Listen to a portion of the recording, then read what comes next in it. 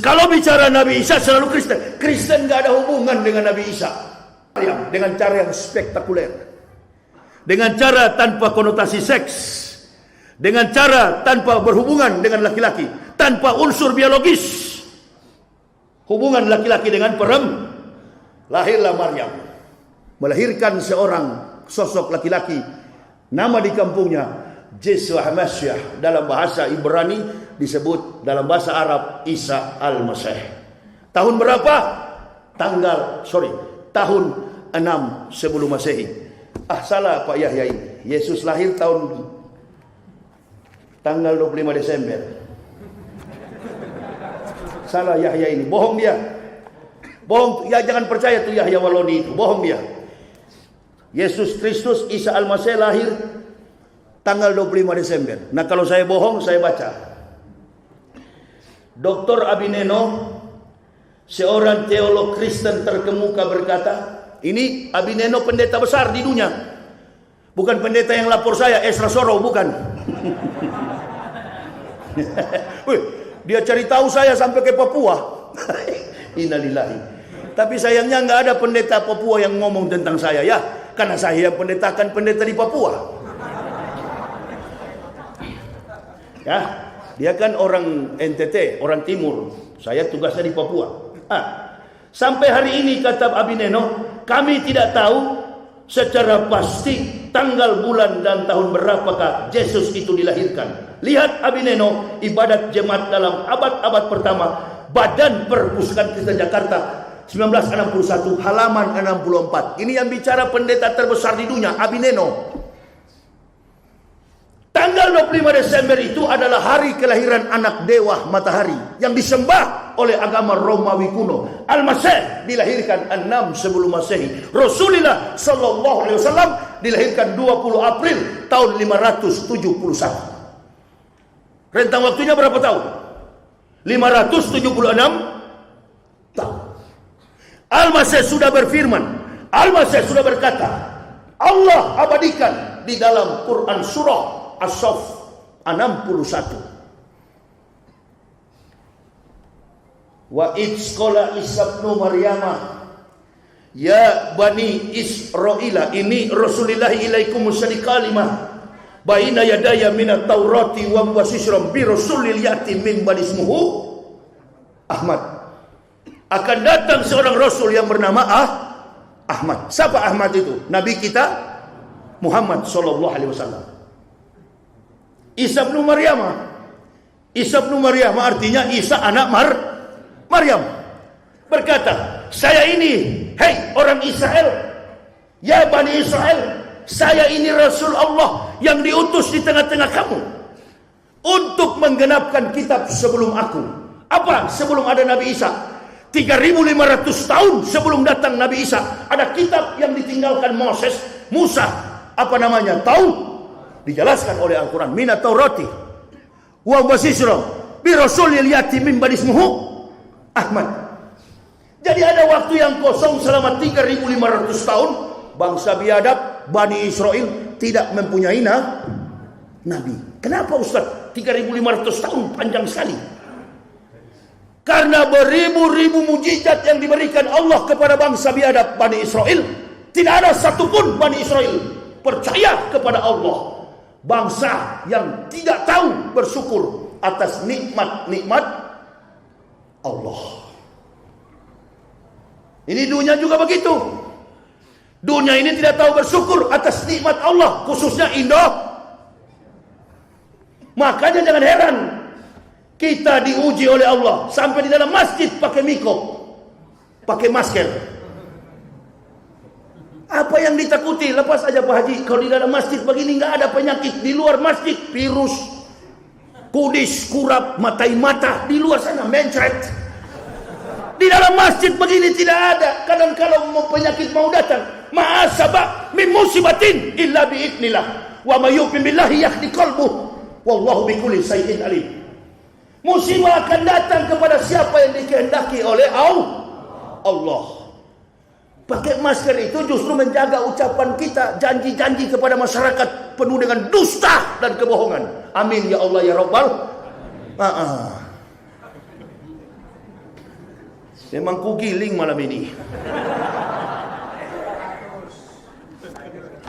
Muhammad SAW memberikan sampel, memberikan contoh sebagai guidance, sebagai pembimbing, sebagai contoh teladan bagi kita.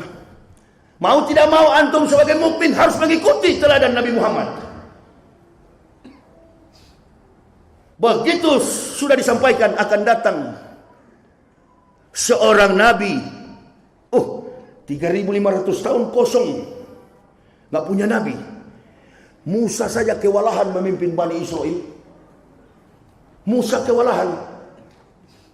Kalau orang katakan Jokowi kewalahan memimpin masyarakat Indonesia, tidak.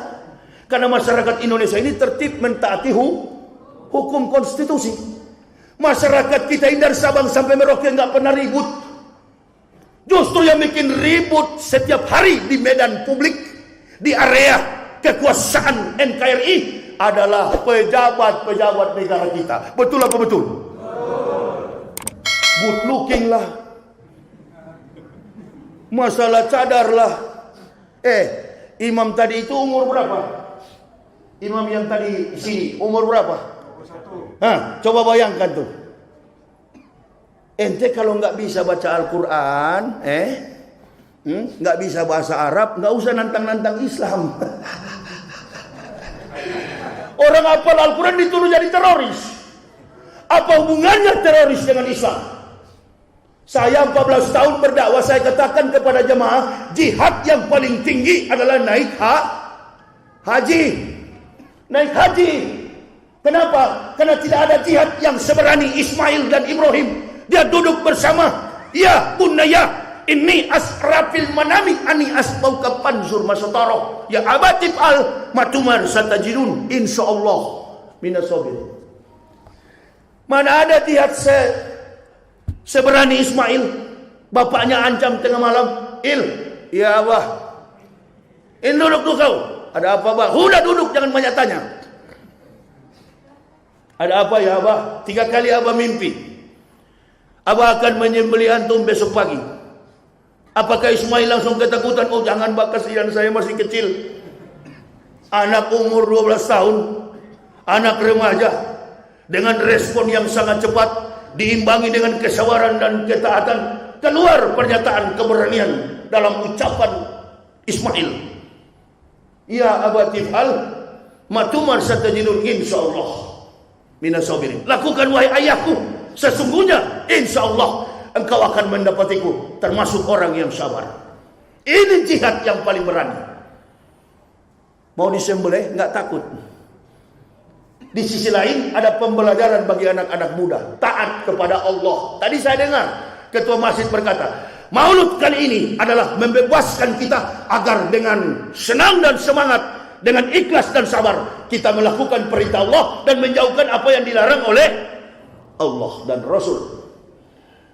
Ini Ismail sebagai teladan contoh jihad yang paling tinggi. Makanya jihad yang paling tinggi itu adalah haji. Coba nanti besok pagi bapak, coba anak bapak, dek sini kamu, Saiful, Ibrahim sini, Hamdan, Aprizal, Safrial, nama-nama orang orang awak. Sini kamu, apa bah?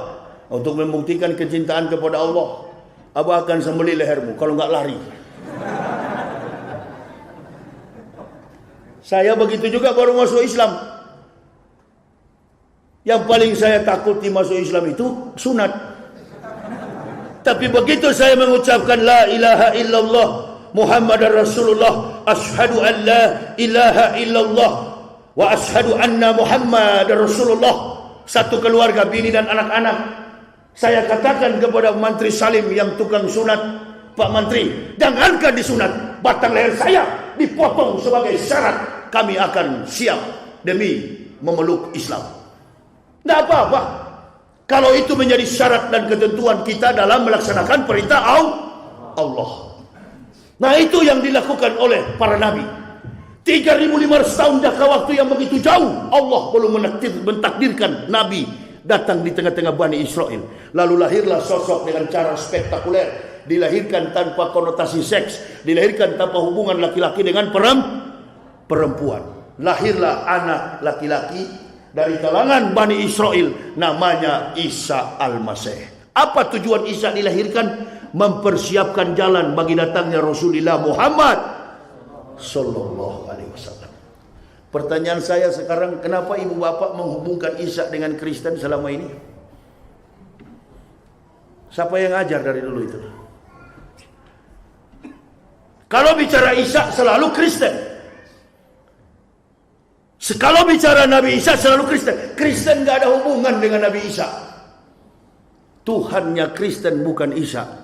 Tuhannya Kristen adalah Yesus Kristus. Lakum dinukum waliyadin. Tuhanmu adalah Tuhanmu, Tuhanku adalah Tuhan. Lakum dinukum waliyadin. Bagimu adalah agamamu, bagiku adalah agamaku. Isa tidak boleh dihubungkan dengan agama Kristen.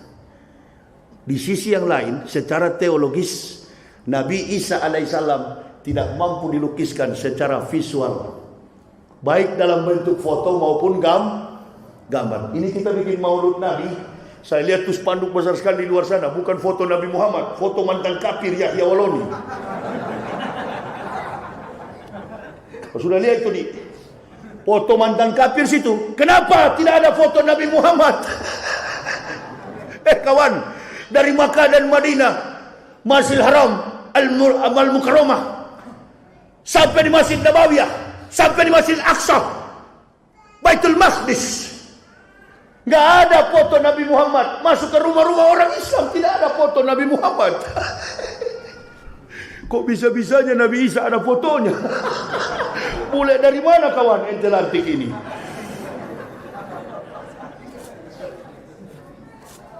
Wah, sangat beruntung ibu bapak beragama Islam. Allahu Akbar. Sudahlah, umat Kristen menyerah sajalah. Masuklah Islam. Ini direkam di YouTube ini. Bisnis semua ini 1, 2, 3. Sana malu-malu udah 4. Sudah tak biasa kita 5, 1 di tengah. Bisnis semua ini, YouTube semua ini, Masya Allah. Tapi dia hantam sendiri uangnya, nggak ada bagi-bagi dengan ustaz. Memang sudah begitu watak orang Indonesia, suka cari kesempatan dalam Tapi di masjid enggak lah, ini anak-anak baik-baik semua. Daripada dia jadi begal motor di sana, mainkan, rekam ustaz saya ceramah. Daripada dia begal-begal di jalan, mainkan itu. Nggak apa-apa. Ya, Nabi Muhammad tidak ada fotonya. Coba cari di rumah mana ada foto Nabi Muhammad. Kenapa? Dengan logika kita berpikir secara teologis. Theos and logos.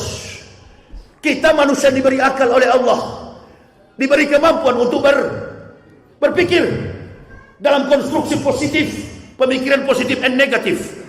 Daya motorik, kekuatan lobus parietal, lapisan otak besar, dimampukan oleh Allah untuk menilai keimanan itu secara logika. Coba berpikir, Nabi Muhammad saja abad ke-6 tidak ada fotonya. Kenapa? Nabi Muhammad kenapa tak ada fotonya? Tidak ada fotonya. Apa yang menyebabkan? Memang tak ada tukang foto di zaman Rasulullah Sallallahu Alaihi Wasallam. Nah, kalau di zaman Rasul tidak ada tukang foto, bagaimana mungkin Nabi Isa ada Makanya ambok keluar dari situ. Angkat lagi. Nggak enak dua-dua. Angkat lagi. Pokoknya angkat terus. Keluar saya dari situ. Orang Islam lihatlah bersih. Jangankan foto Nabi Muhammad, Jokowi Maruf aja nggak ada.